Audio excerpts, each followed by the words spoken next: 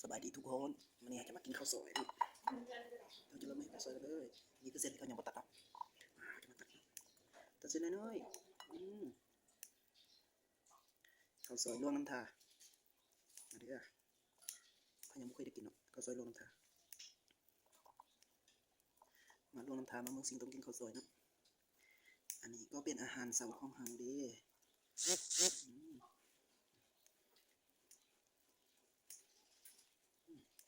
มันอาจจะยากหน่อย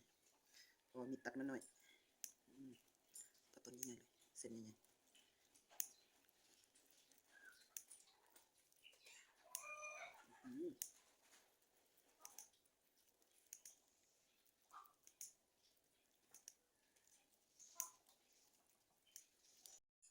และนี่ก็คือหน้าตาของข้าวซอย เดี๋ยวเราจะมาปรุงกันอันนี้ก็จะเป็นมะเขือเกี่ยวก็จะเป็นกระเทียมเขียวใส่หลายๆข้าวหอมอันนี้ก็คือ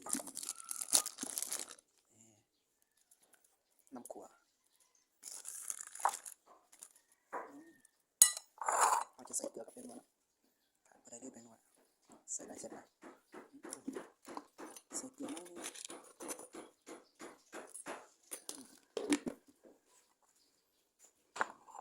เดี๋ยวเราจะมาใส่ซีอิ๊วดำ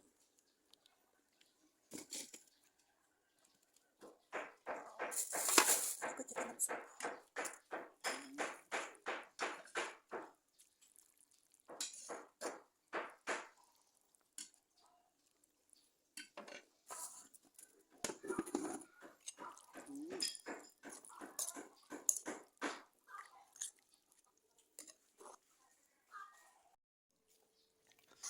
กินน้ำกันเด้อกินน้ำกันเด้อ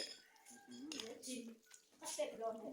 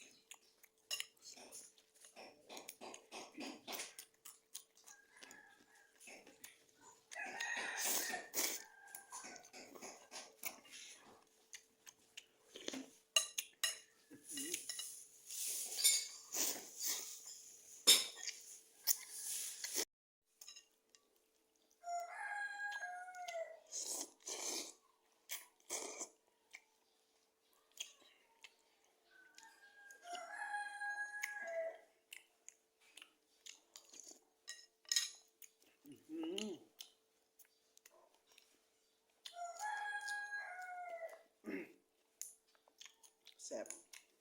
แซ่บไปเลย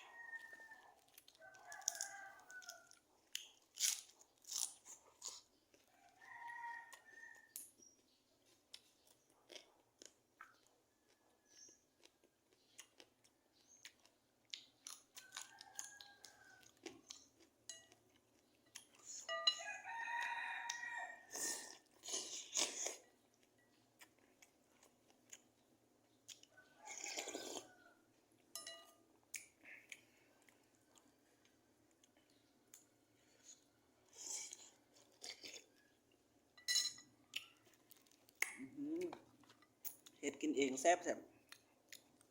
เอาไปกินตามท้องตลาดมันอาจจะบ่ถูกปากปานใดเนาะเอาซื้อมากินอยู่เฮือนเองเฮาปรุงเองอาจจะกินเผ็ดกินเค็มกินจังไดเฮาก็ใส่ตามใจเฮาเนาะโคตรแซ่บ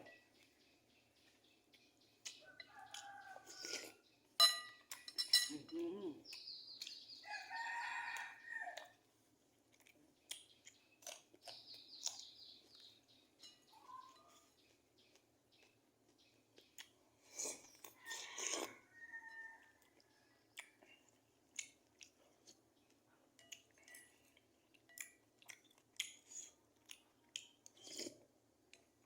อื้อหือ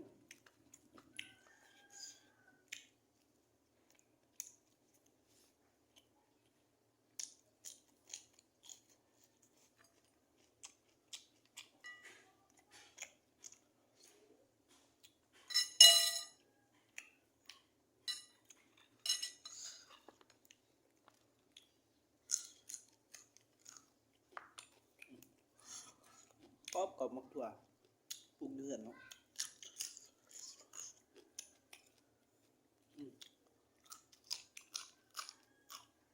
อื้อหือ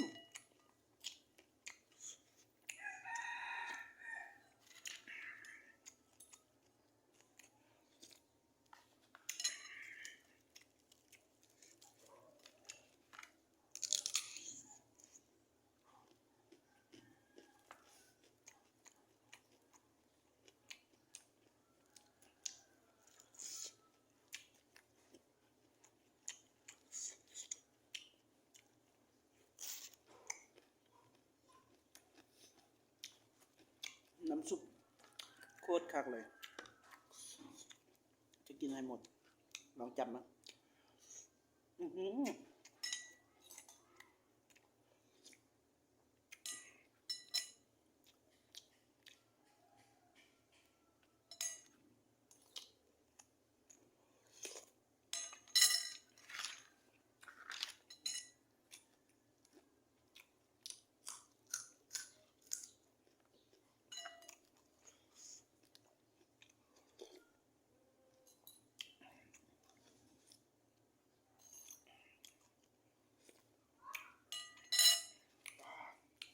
โคตรฟินเลย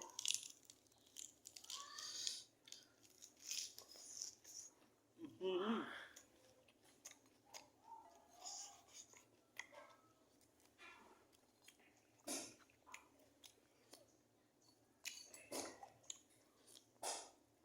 คือมันแซ่บหลายทุกคนเพิ่งแม่จนหมดเกลี้ยงเลยอื้อ